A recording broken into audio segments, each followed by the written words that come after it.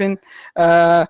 And honestly, I love watching the VODs and especially seeing your rage, like where the F was this monster and stuff like that. I always burst out laughing when I see stuff like that. And Is there a comment section in here that I could see? Is there like a chat or anything? exactly. Yeah, we're using Eternal Chat as the chat room. I got it. I have I'm this on there. Yeah. I see it. I see it. Perfect. Cool. So yeah, let's get right into it. We curated some questions together with the moderation team on Doom Discord, and of course, signed off by Tokyo, so we don't get anything wrong in there. And are you ready to nerd around a bit for Doom Eternal? Yes. Let's go. All right, so just getting started. The first question is coming from Crowd Space Magic. I hope I said this right. What was the most fun demon to design in Doom Eternal? Oh, he's gone. Hugo! Can you hear me? I don't know what just happened. Can you hear me? Yes, I can hear you. Oh yeah, that was really weird. Like I got transported to a new place. But one second. I need to find Tokyo and all these users. He just disconnected as well. Oh yeah, that was crazy. Tokyo, if you're hearing I did run away. That's what it felt like. It felt like the questions were starting, and I ran away. There you go. So I don't like the stage channel feature we're in now is pretty new. So I don't know if you disconnect if you switch the channel. So I don't know. Try to get it on your phone or to a second screen into a web browser, stuff like that. If you want to read the chat.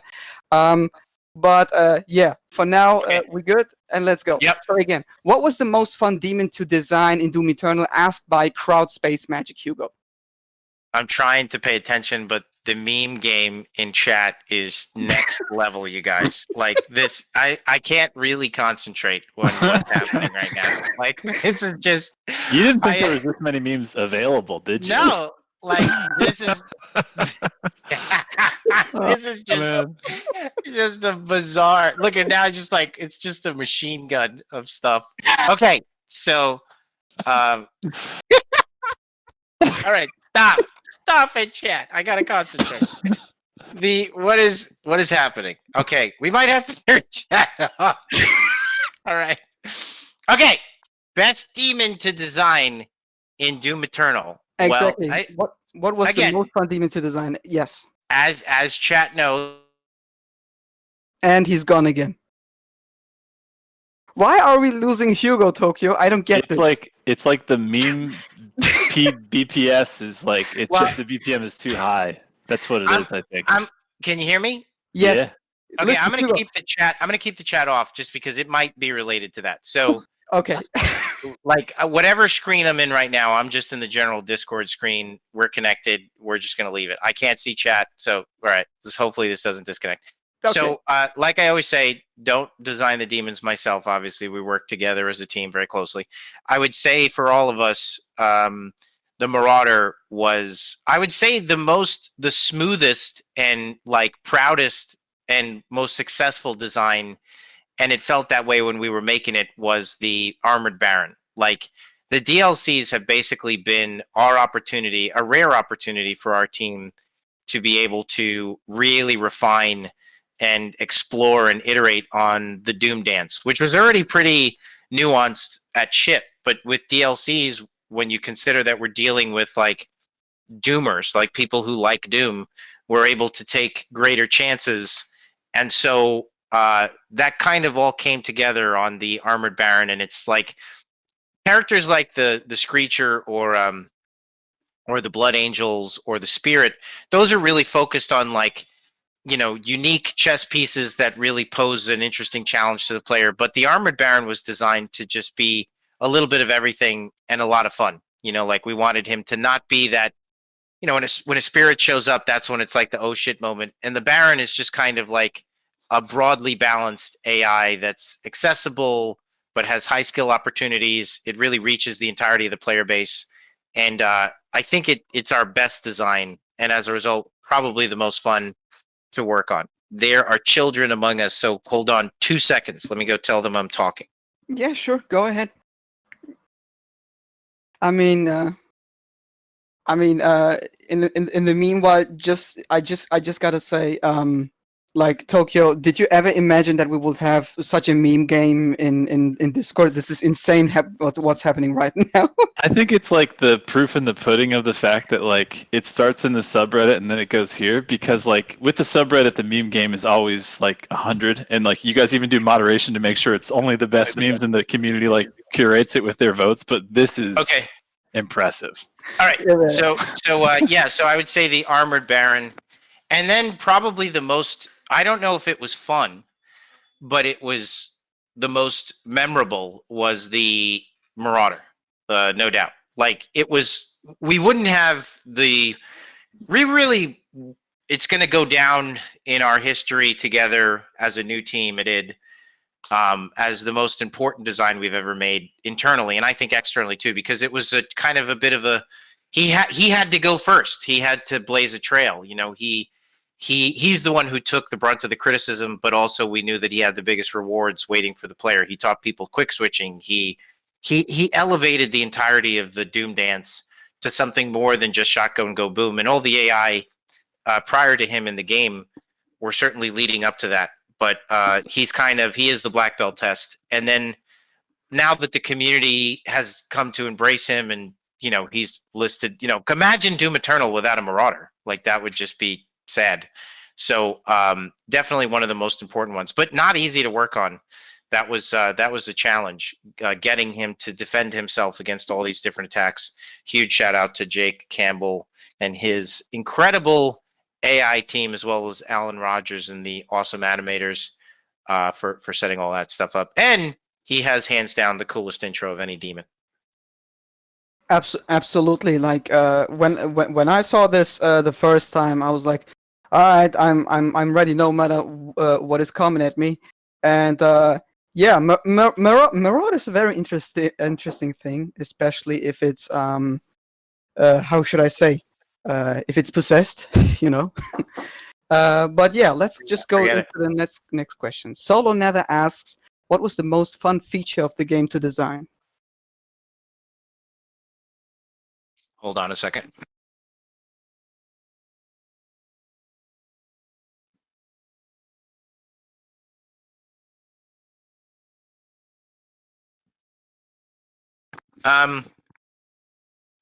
The most fun feature. Sorry, it's Friday, 6:00 at the Martin household. I'm in the game room. It's good. on. All good. All good. So actually, I might be able, Josh, to transfer this if it gets hairy in here to my iPad, and then bring that into another room. We don't have to do that right now. So okay. That'll take 2 seconds. But most fun feature for let's just say most fun feature for the team. Most fun feature, meat hook, probably. Again, like the Marauder, I think the meat hook is transformative from a movement perspective, and so that was definitely the most fun to work on. The possibilities, like just experimenting with it, seeing the potential that it had, the advanced tactics that you're capable of using it, definitely just probably the most fun. The real like breakout, like aha moment, like burning with the flame belch and getting armor from it. That was also amazing, but that wasn't actually hard to do. That we did that in like 3 days, like and so many sparks. There was a the whole thing started to come together at that time. Like there was just this really intense feeling when you combined your abilities of ice bombing and burning and punching and blood punching and burning up groups of enemies while lighting them up with a sea of micro missiles. And it just had this shmup kind of bullet hell feeling to it that was just so addictive.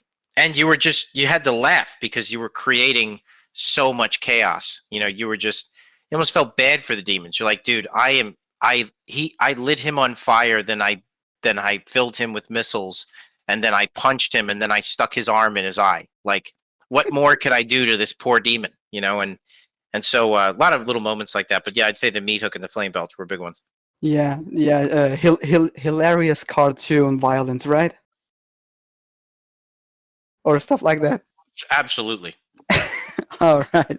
So let's move on. Karma Miyazaki asks, if you had the choice to collaborate with any video game slash film slash saga to release and skin for Doom, which one would it be? Release a skin for Doom, Exactly, like like you're like a like cosmetic skin. exactly, it's cosmetic skin for Doom, and with whom would you collaborate from the video game, film, movie industry to bring this up? Like which brand, for example, stuff like that. I mean, RoboCop. There's no fucking doubt. Like we have to, like, if I could change the Armored Baron to Ed 209, I would do that in fucking 5 seconds. So like, um, Josh, we have to stop cursing. I would do that in 5 seconds. Yeah, I there's don't no even know how doubt. it sounds without cursing anymore. It's just how we talk. So RoboCop, I would say absolutely. That would be amazing. RoboCop Slayer sounds dope in my opinion. So that's a really good answer in my opinion. So let's move on. Bob the Bob, our moderator here on the Amazing Doom Discord, asks, what was the thought process when deciding the platforms Eternal would be on? Did it have to do largely in part with past collabs with Panic Button, or was it something you realized while making It Takes Seven that it would be possible? That's definitely a Marty question. I am the game director, but those are larger business decisions that I don't ask what platform it's going to be on.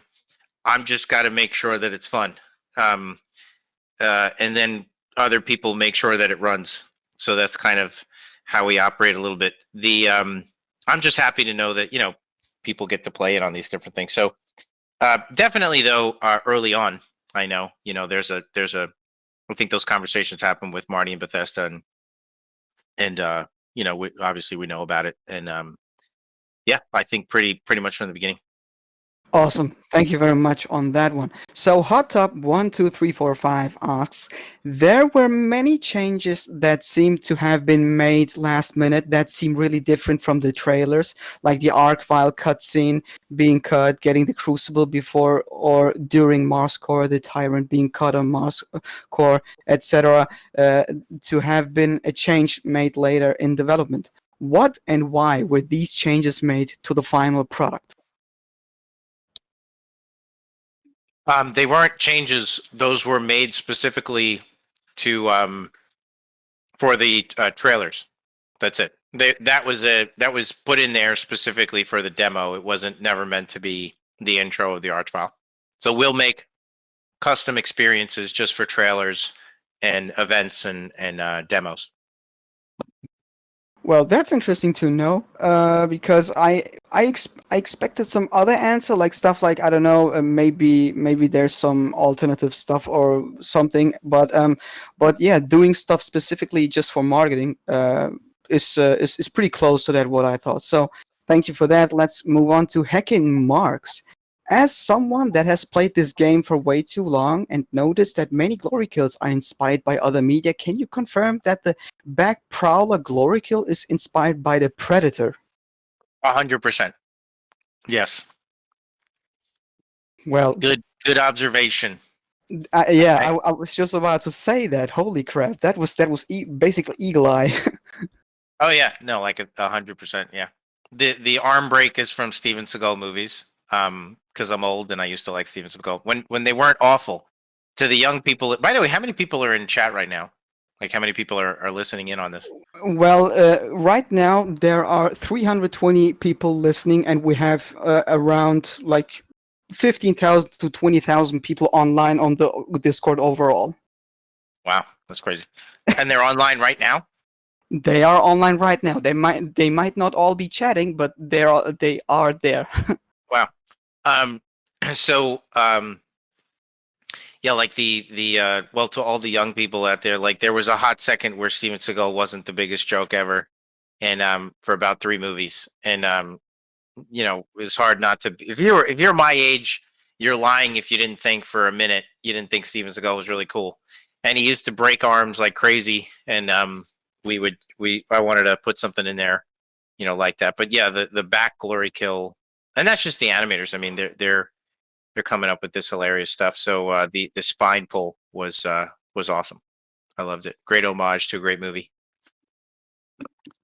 Yeah, I don't know. Like there are people that say Alien versus Predator, for example, is a bad thing. I love AVP 1 and 2. Don't at me, and we're just gonna move on with that. I didn't even know there was a second one, so now I'm interested. Go ahead. Now you know, Tokyo. So let's move on. Elemental is asking, I wanted to ask a question regarding the weak point system. You have mentioned before that the team has gotten better at designing enemies with this mechanic, such as the Armored Baron. So knowing what you now know, how do you think weak points could have been integrated better for the base game? What would you change? We already made the change to the Arachnotron. I think it was balancing the way that he moves. Like he never stopped. The key to weak points with the Armored Baron and with the later enemies is that they have to give the player an opportunity to shoot them. So like if you a reward for studying their movement patterns and like how they respond to things. So the windows, like if you follow the Arachnotron, the windows that he gives you to shoot off his turret are really small, and they're not really well crafted. You know, whereas like the Armored Baron gives you really healthy windows to shoot them. And so we were able to do that in a patch. We actually adjusted his behavior a bit to make that more up to speed with later characters that we designed, because he was actually the first enemy that we designed with weak points, and it just, you know, you learn things. That was like 3 years ago. So we already made the change. I think patterns, movement to the characters. Could we probably make the turret on his top of him larger? Yeah, probably. I'd probably, if we did, which we could still do. That's not hard to do. I've actually thought about doing that, just making it bigger. That's mostly it. I think it's just making sure that those things are big and meaty and easy to shoot off.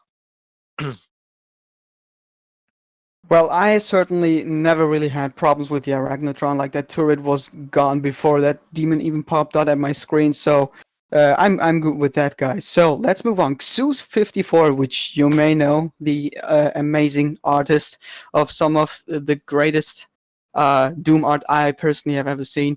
He asks, in Eternal, a photograph under Doomguy's desk in the Fortress of Doom reveals that he had a wife and a child. Can you give any insight into the discussions behind deciding to add this element to Doomguy's backstory? Were there concerns with making him too similar to Ranger or BJ, for whom family is also a major motivator? Or was this addition intentionally done to bring his backstory closer to theirs as a means of unifying them thematically? Thanks as always. I think unifying them thematically, can't talk about that just yet. I think that's kind of that metaverse, you know, the id universe. There is kind of an id universe. You know, I think all of our games are kind of one name games. They all have like lone heroes at the core.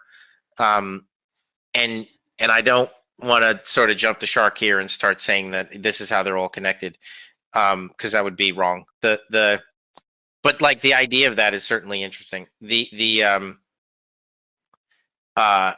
And again, I'm not, to clarify, I'm not saying they are or they aren't. The family picture thing was not so much placed there. We didn't think about BJ or any other character when we were doing that. We were mostly just wanting to clarify that he is human. You know, like that his origins are from Earth. He comes from Earth. He was a human. He or is, you know, and or at least in part, I suppose. The and he has a family, or had a family. We don't go into detail now as far as like what happened to them, and there's a bit of a mystery of like the photo and, you know, a remnant from his past. During the patches, what happens is that stuff showed up in a patch because it was supposed to be there from the beginning, and then a patch. So that's what happens. Like, you just, one of the biggest challenges during development is that each time we patch the game, there's a little bit of stuff that changes, and a lot of it is not intentional, and we're not even aware of it, you know. So like the mysterious voice changing, this photo being there and then not being there, and then it's there again, you know, just stuff like that. So there's a bunch of stuff like that that's you know, kind of weird. But anyway, yeah, it was just to kind of like there was actually another. There was a picture of a town in like a place in implying like where he's from. Hold on a second. We will be right back, ladies and gentlemen.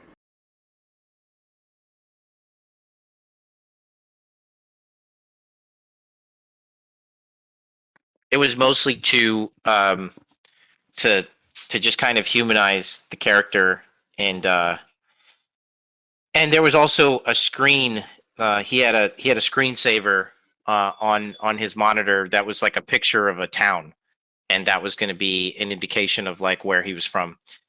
We cut that just because I couldn't decide on the picture. Like I didn't like the picture that we had, and I wanted maybe something slightly different, and I just said, let's just not go there yet.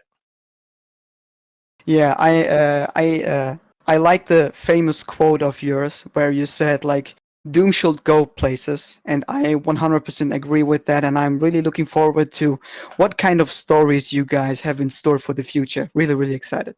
So let's move on with the questions. Sullivan is asking, "Hey Hugo, what inspired you to make this crazy Scientology lore for newer Doom games, especially Doom Eternal?" Because Doom needs to go places.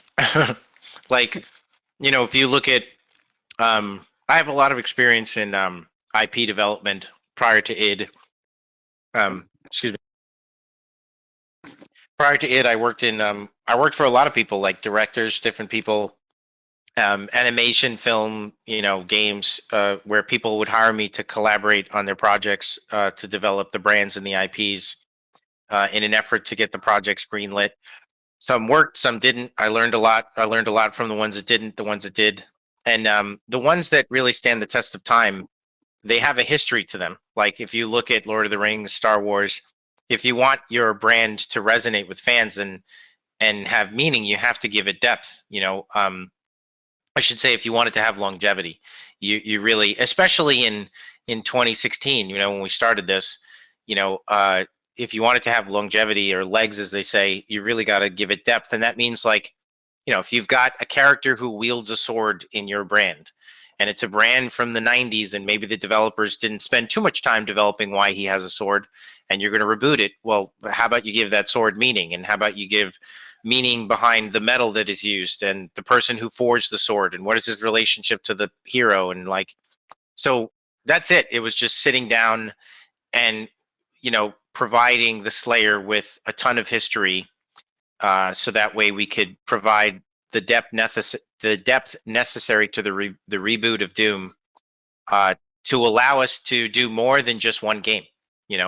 Now with the Doom universe being as large as it is, we could do anything we want. We could go forwards, we could go backwards, we could explore specific characters, we could do anything. It's a large universe.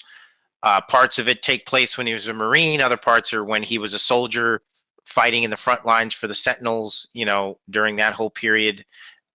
What happens in the future? Obviously, he's not dead. He just sleeps. The beast sleeps. So there's the invasion of the Mars base, with Olivia Pierce. There's just so many. And again, when he was a Marine on Earth, there's just so many places you could go, interesting worlds to visit with cool characters, like the Khan Maykr, Urdak, Earth, who's the mysterious voice. There's a Cosmicar element going on with some of this stuff that we really haven't talked about too much yet. There's the Wraiths, who are these mysterious beings from Sentinel World, and we find that it's a spaceship that they came in on. It wasn't even just a crystal. So where's that spaceship from? There's, he rode a friggin' dragon. The dragon had a Slayer symbol on its head. Like, there's just a lot of history to the world, and everything has just layers to it that I think will be fun to peel back those layers, with the fans, if we wanted to, if the opportunity presented itself in the future. So that's really it. It's just about building up and fleshing out an IP. And with Doom in 2016, we were able to really wrap our arms around everything that was Doom up to that point, from Doom 64 and the fact that he chose to stay in Hell, to Doom 1, to the Doom 2, Hell on Earth with Eternal, like, Doom 3. mostly the visual style of Doom 3, but there's just a ton of stuff, and we could play with that from game to game. I mean, like Doom 2016 borrows heavily from the visual style of Doom 3. Doom Eternal borrows almost exclusively from the visual style of Doom 1993 with the blue health files and stuff. So it's just such an amazing property to work with. And when you put this lore and stuff into it, it's really just to provide the depth, because you really got to do the brand justice if you're going to work on it. I said this before. I feel a great amount of responsibility working with this brand, as does Marty and the entire team. So we just want to do it justice for you guys. This all sounds incredibly exciting. Just having these possibilities in my head, what everything could happen, is just bonkers. So without further ado, let's move on with the questions. AFAM, who is a moderator on the official Discord, thank you very much for your services, my dear friend. Glad to have you on board. Is asking, is the reverse prowler glory kill inspired by Mortal Kombat? The reverse prowler glory. Oh, is that the one with the back? Yes. Yeah. Well, mostly it's really Predator, actually, even though they're similar. But the Predator spine rip out is definitely similar to the Mortal Kombat one. All right, quick answer. Great. Let's move on. Hijack is asking, when you were designing the demons, which design was the easiest to design and which was the hardest? Again, when we were designing the demons, I would say the Marauder was the hardest, and probably the easiest ones are just characters like the Prowler. They're just, I shouldn't say that. That was kind of hard, actually. Actually, the Maykr drones were the easiest. Yeah, they're really good. They're good AI. They're they're well crafted. They're definitely unique chess pieces. They provide you a huge reward for landing a skill shot. But they don't. You know why they're the easiest? They don't have legs. And in video games, there's this, making sure that the feet are attached to the floor and all this stuff, and traversals and different things. And if you have a character with no legs, for all of you young developers out there making your own demos, it's 10 times easier. So you should make a game where none of the characters have legs, and it's going to be way easier. So yeah, he was the easiest. All right, thank you very much. So Bobinson is no, hold up, wrong line. Ryan is asking, is there a particular moment during the development of Eternal where you saw the improvement of the formula finally click into place? I think he's meaning the combat chest you have established in the game. It happens in clicks, like getting the AI to stop faltering so often, and being more responsible and more calculated in how we decide who falters when was a big step in the right direction. Tuning the AI's melee strikes when the player got close to be super aggressive and to displace the player was another big step in the right direction, because it started to really encourage movement on the part of the player, and really reinforced, sort of the core pillars of the experience, which movement is like the number one. Because you couldn't stand next to an AI anymore and just stand there and shoot them with a super shotgun like you could in 2016. They really, you had to respect the AI, and you had the tools to deal with that because you could dash. Dash actually forced that. That was the thing. Like we only did that because we added dash and meat hook. And if you knew how to use dash on even just a beginner level, you could basically trivialize any AI attack. Like you could go in, super shotgun, and dash out, and they would just seem dumb. And it wasn't fun. It got old really fast. So that was the second thing. And there are like a million things. I'm simply walking through like a handful of them. I think that the reinforcing the chainsaw, and generally just tuning down, like just paying attention to ammo resource management. And we look to the original Doom games for that, because if you play through the original Doom games without a cheat code on, you'll realize that like the guns are powerful, Some of them are dangerous to use, like the rocket launcher, and the ammo is meaningful. Like you don't get to use the plasma rifle in the original Doom is super strong, and you can't just tool on enemies with the plasma rifle all day. Like you have to respect the ammo related to that. So you have to think about what tool you use and when. The rocket launcher could kill you. So like just ammo, resources, and the balance of the weapons were just these are all like, and each of these things took months. I mean, like, you know, it's these are big things, but these are like as the pieces started to fall into place. And then flame belch definitely was a big one because it was like the ability at any time to people like once you realize it, you realize that you could basically replace your stack like pretty easily, you know, like, and that was just incredibly satisfying. Like the whole agenda was how do we keep players engaged? The early part of development, the game felt a lot like 2016 2.0. And what we found is it was boring because if people wanted to play that game, they would just keep playing 2016. And that's great. It's a great game. It stands on its own. It's amazing. But you can't make the same experience again. Like I promise you, by a couple hours in, you would have been like, "Yeah, I'm good," you know. So it really started to. What we noticed when all these things started clicking into place was prior to this, no one in the office was playing the game. That was myself included, and Marty and I had an honest conversation with each other that we weren't playing the game. Nobody else was either, and it was a sign that like the game wasn't fun because it wasn't. And when we started doing this stuff, you just started noticing more and more people staying late playing the game. And now, 3 years later, a year after launch, we still have devs, you know, who are like, you know, lining up to play test the latest content because it's a bit of a contest now in the office as to who's the best. You know, that's me, of course, but like, I'm just kidding. But yeah, it's and that's a big difference from where we started. So lots of things. I didn't even name them all. There's like a million things, but like that's a Yeah. handful. Definitely. So, so good to know that we got out of here who's the best in the office, and we can move on with the next question, which is coming from Right.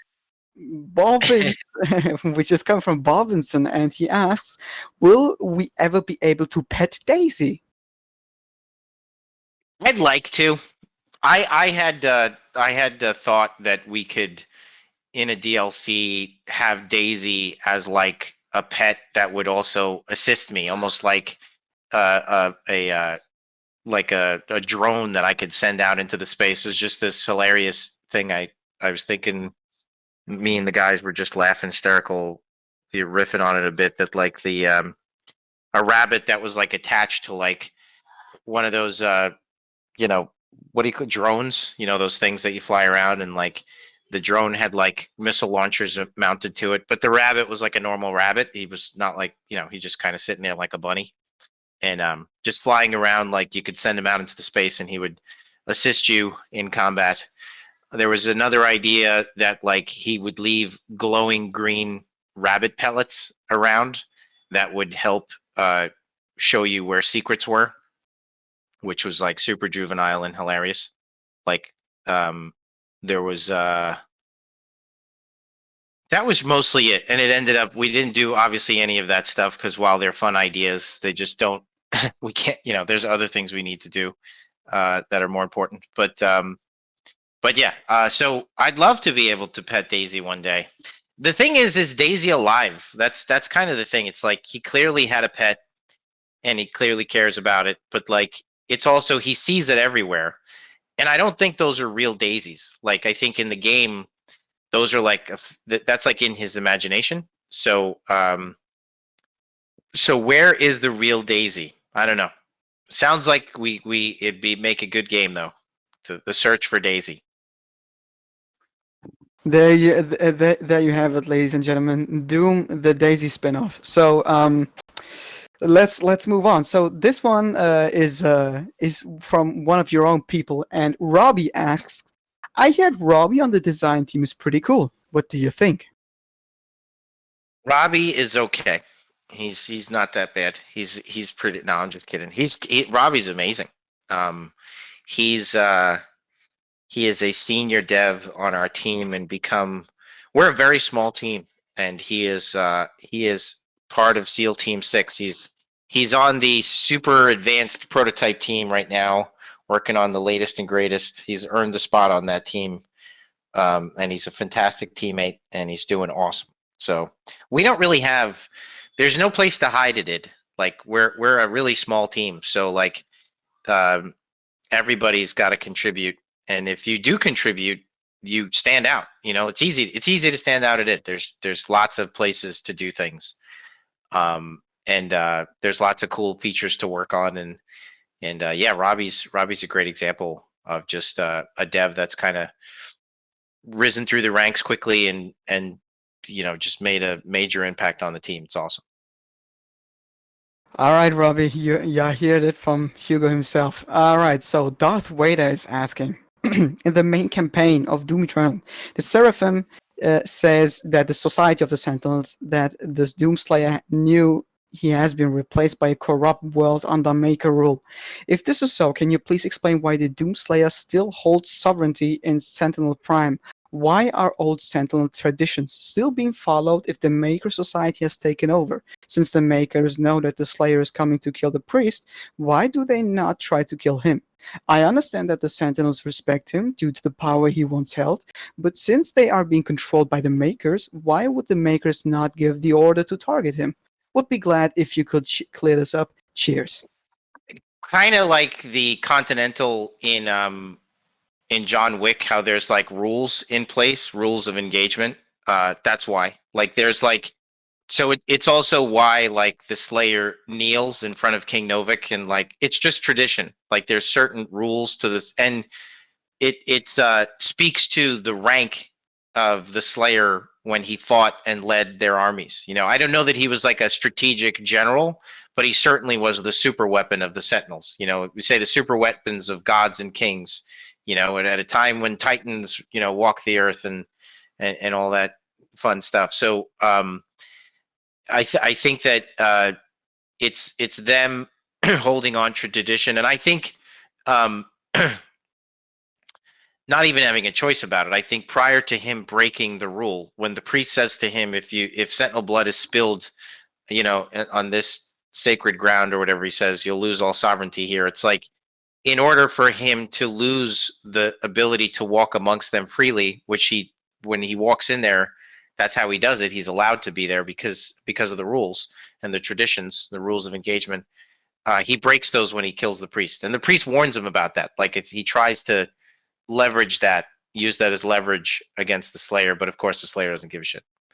So yeah, and not all of Sentinel World is in favor of the Maykrs. We see that there was a civil war that took place, and there are free tribes of Sentinel of Argent Tenor that come together in Amora to fight for the Slayer. So there's good Sentinels and the good people of Argent Tenor who are left. It's kind of like the rebels and the Empire, you know. So deep lore everywhere. We gotta write a book. Exactly. And a personal note at this point, I really love the analogy between like you have drawn between Doom and John Wick, because I'm a gigantic fan for John Wick. I even bought some of these coin replicas and stuff like that, this debt coin and stuff, because I really just love everything about it. And yeah, that it's just amazing. Thank you. So let's just move on. D Warlock is asking, what were the hardest challenges you and your team had to face during the developments of both Doom 2016 Eternal as well as its 2 DLCs? Say that again. What was the hardest challenge you and your team had to face during the development of Doom 2016 Eternal and its 2 DLCs? As a team, I'd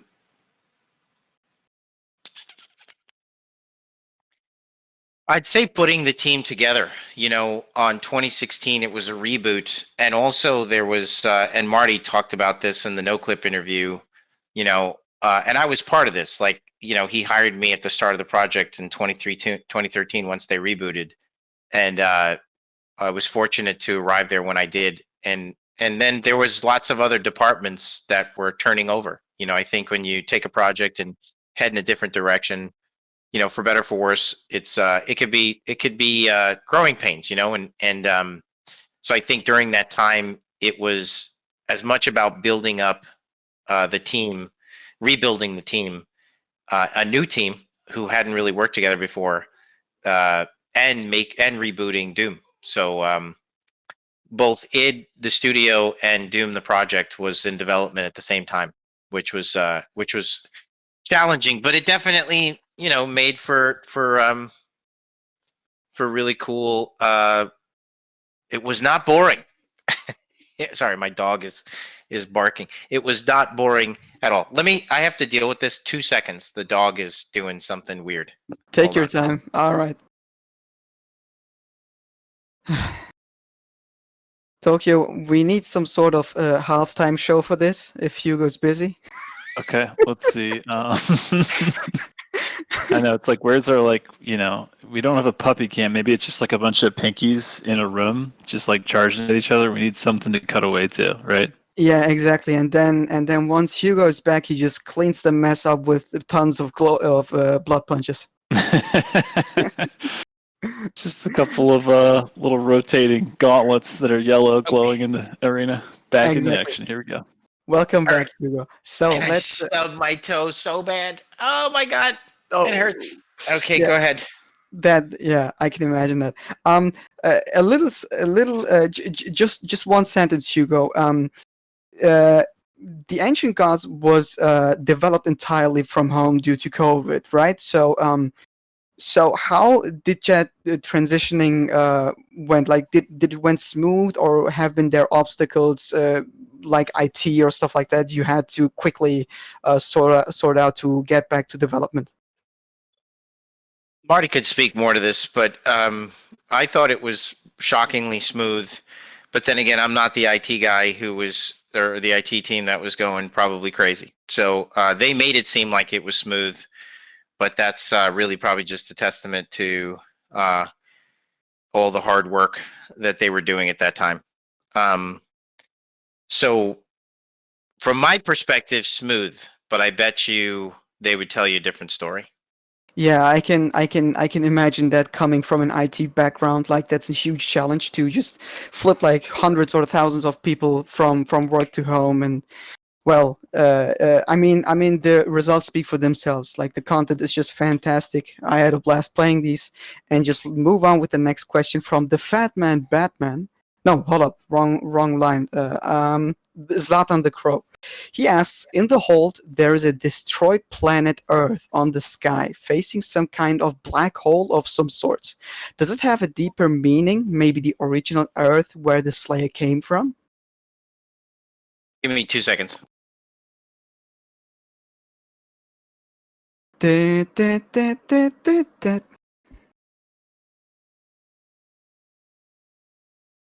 I thought you were doing the Simpsons theme there for a second. I didn't know what that melody was.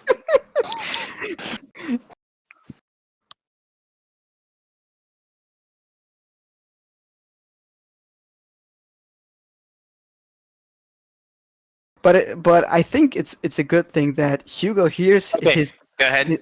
All right. Again, in the Hold, there is a destroyed planet Earth on the sky facing some kind of black hole of some sorts. Does it have a deeper meaning? Maybe the original Earth where the Slayer came from? Holt. Yes. Um, we think about like in that dimension, just it's like a shattered realm, And the interesting thing about their history of the Holt is you see that when you look at the world building, like to go take a look at like any of the secret rooms inside the Holt. You'll see that once you get past the facade, the beautiful facade of the Holt, you'll see that it's kind of like it's like a fabricated world. Like there's a lot of like uh, circuitry and stitching so it indicates that it seems like a semi-organic place, but really it's all just fabricated because they're like insects. It's like a hive, and they're kind of like AI. I mean, they were created by Devoth originally to help him solve the riddle of immortality for his people.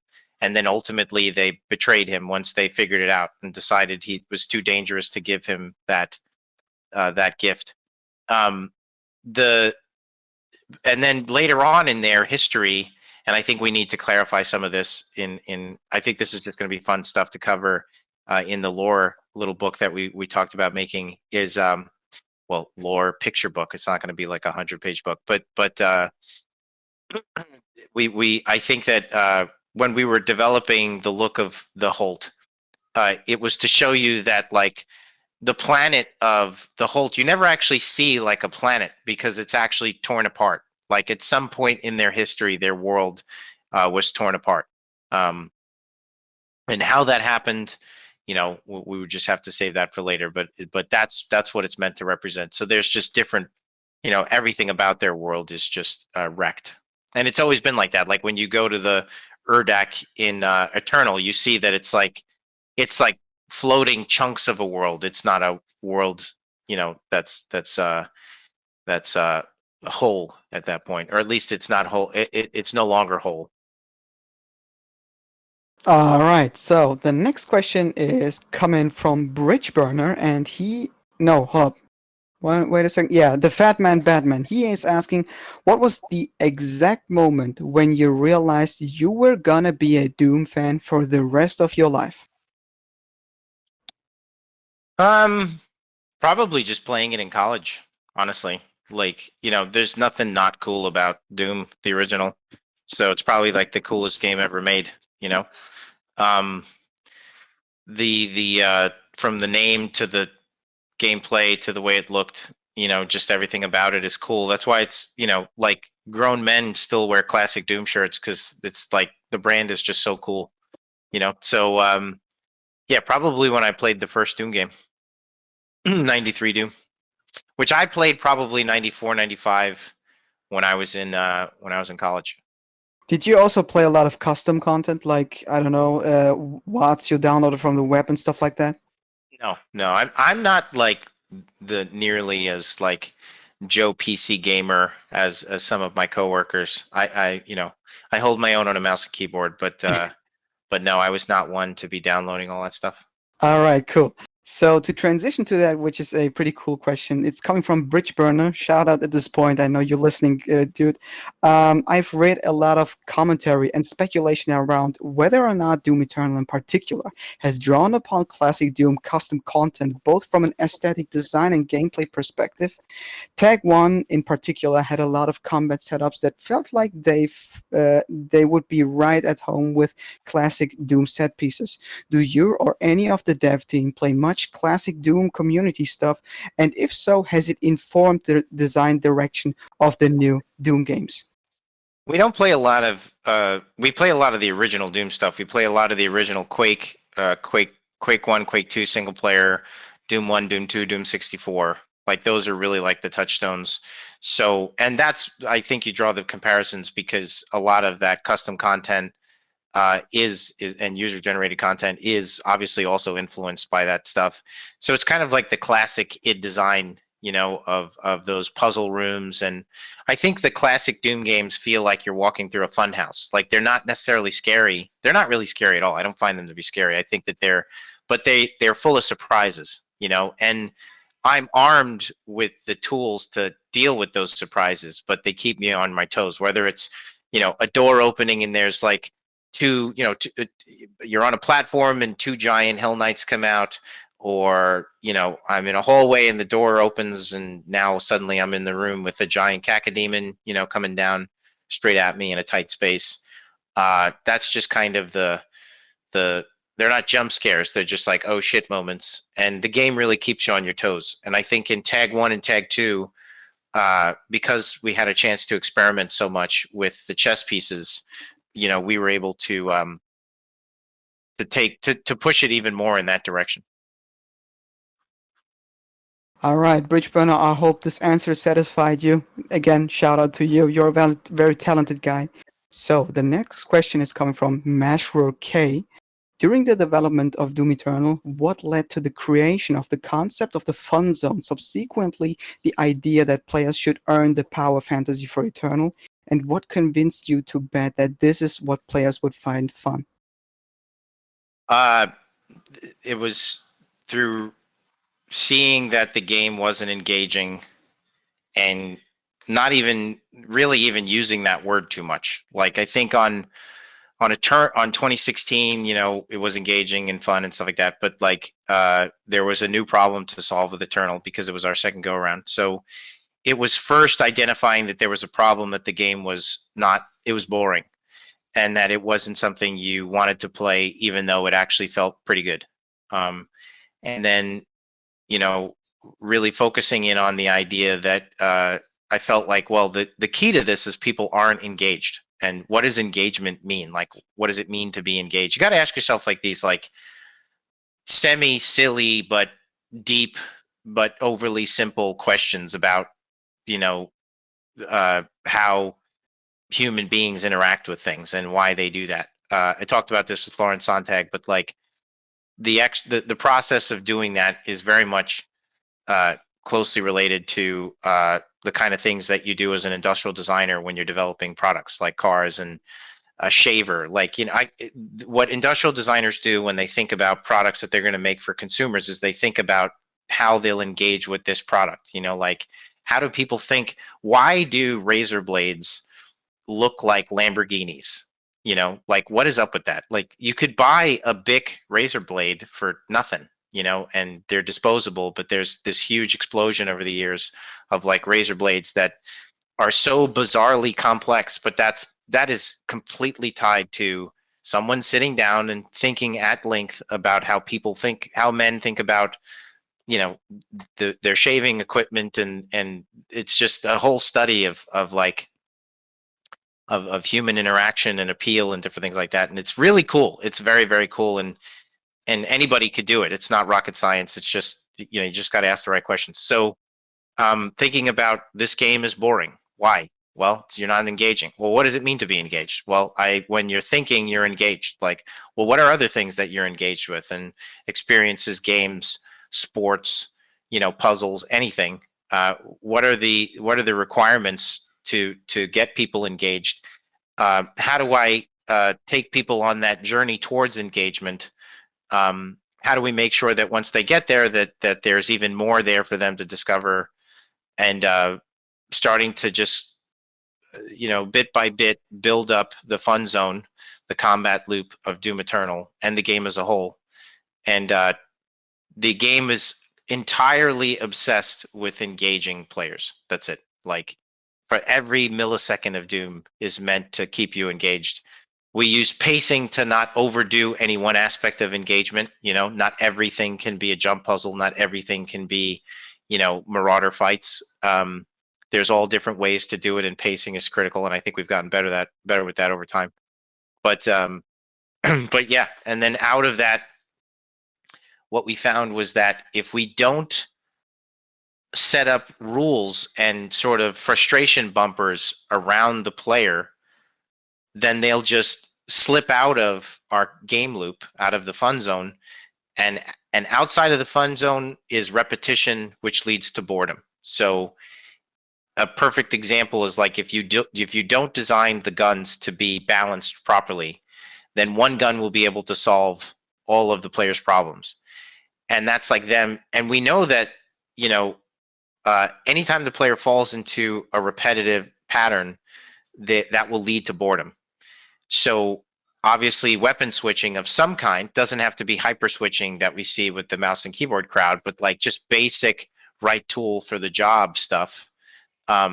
Switching to the plasma rifle to pop a shield, using the meat hook to traverse closer to an enemy, to get out of a sticky situation. This promotes, you using more of your kit.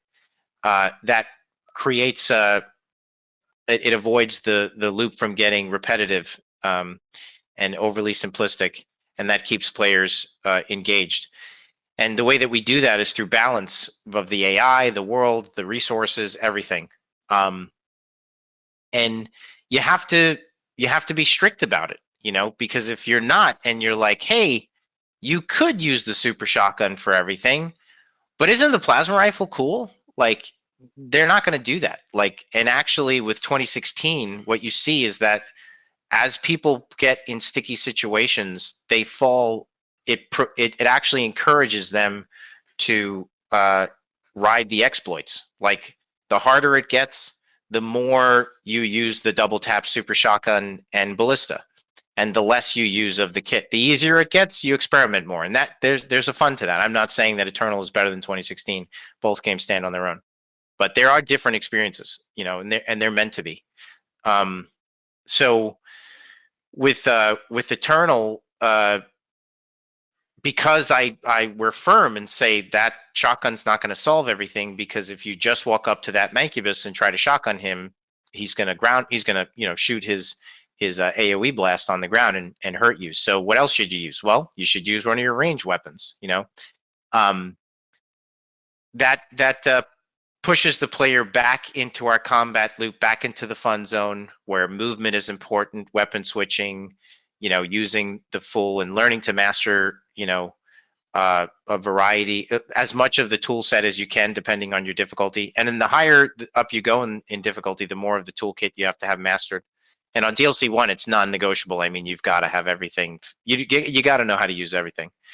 And we did that by setting up these frustration bumpers around the player to encourage them to master the tools. Really, when you look at honestly, most games, it's not like, consider it the white chalk on a football field. That's it. It's the out of bounds in a basketball game.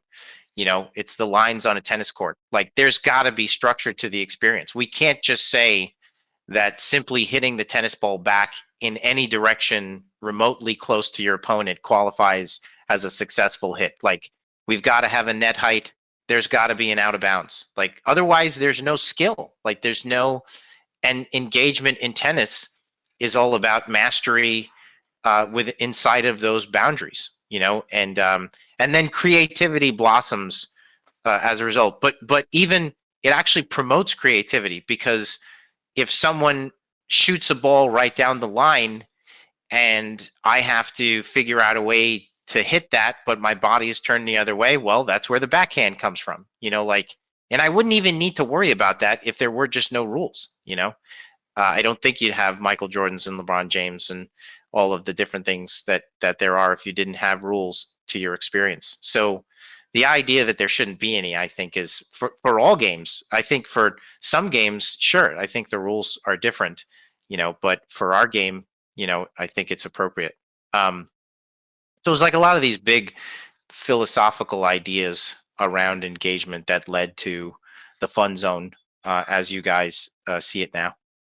Yes, the fun zone is intensifying. Exactly. So and when you see me rage, like, yeah. and people joke he's in the fun zone.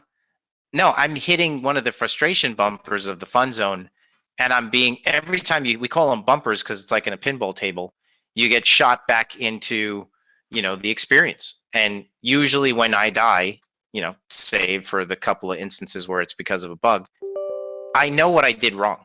Like, oh, I didn't burn in groups. I'm not using this tool enough. I need to do more of that. Like, the most addictive part of Eternal when played, I'm playing on Nightmare DLC. I mean, I'm playing the top tier content on the hardest setting, but like, that's when the game is actually the most fun, because that's when the rules and the frustration bumpers are the most severe.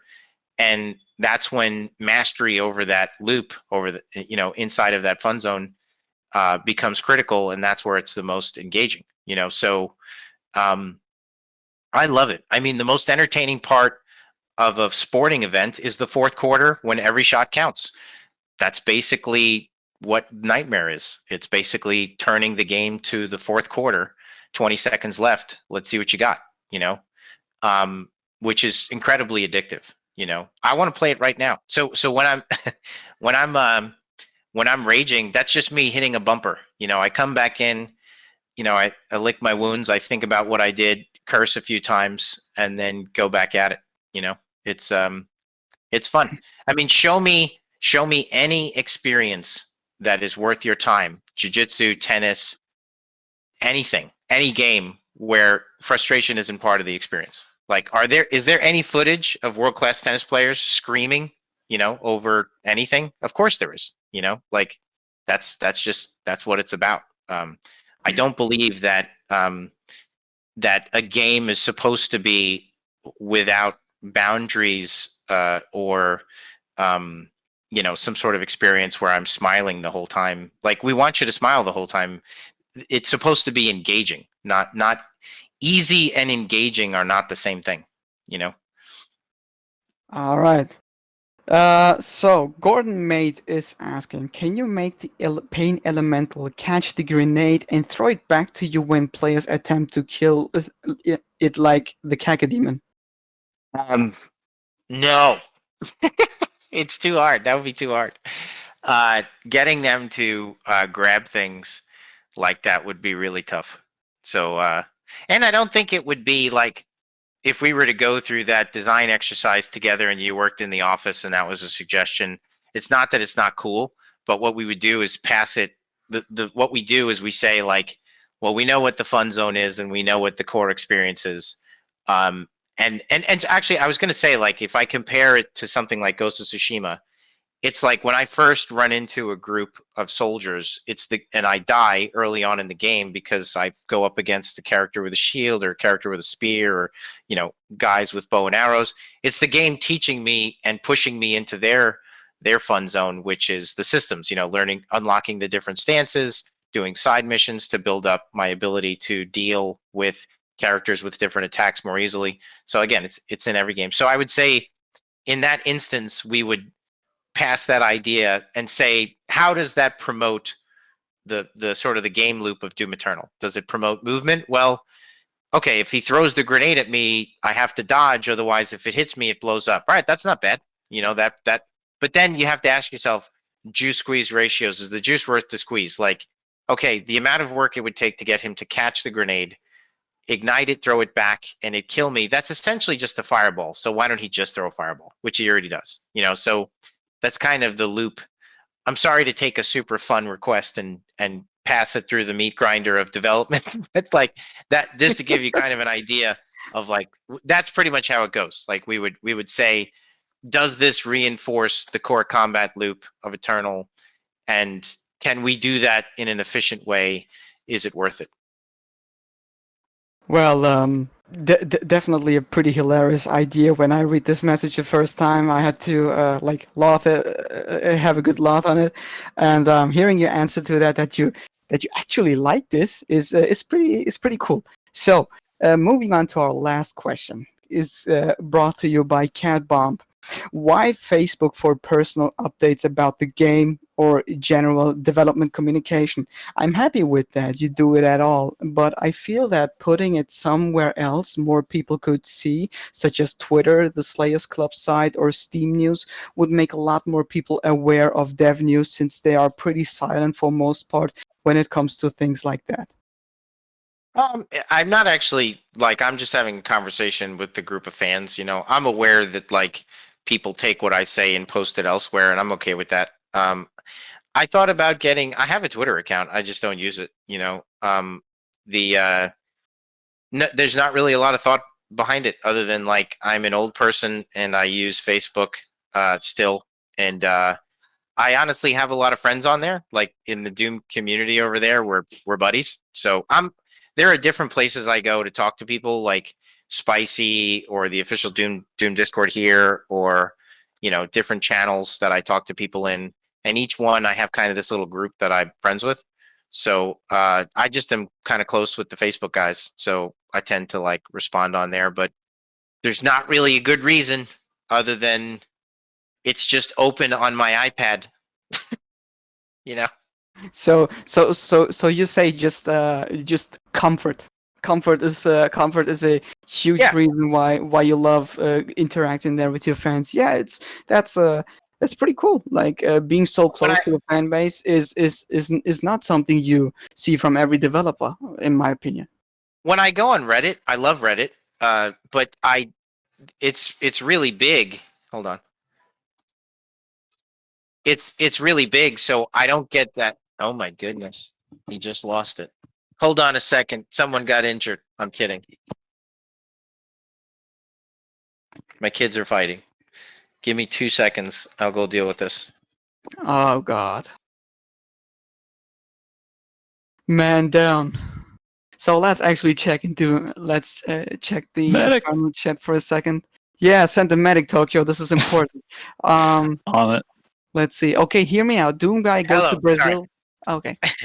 Yeah, AFAM, I noticed you. Sub Ghostface, hello. FHQW, whatever, 7 at the end.